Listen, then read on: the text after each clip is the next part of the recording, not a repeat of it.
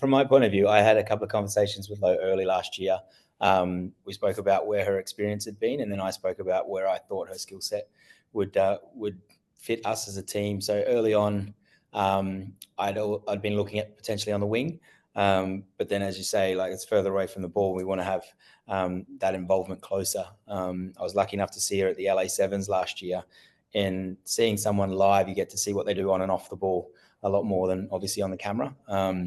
So then, 12 or 13 became the two positions that I felt would have the biggest impact in our team, especially with the balance of skill sets that we have. I have no doubt that she could be a very good back rower, but we also have a very good back row.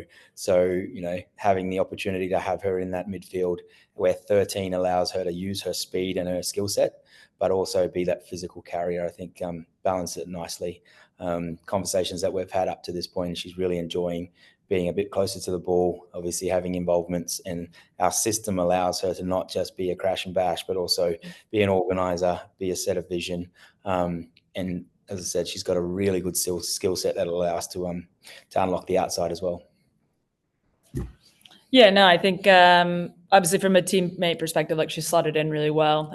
She's gone full send into making sure she understands everything we've worked on for the last year, right? So she is playing a bit of catch up, but at the end of the day, a system is really important, but you also just need players who can execute what they're really good at. I think any coach you go to, whether they say, superpower, X factor, or whatever, everyone always has something they tell you to bring out.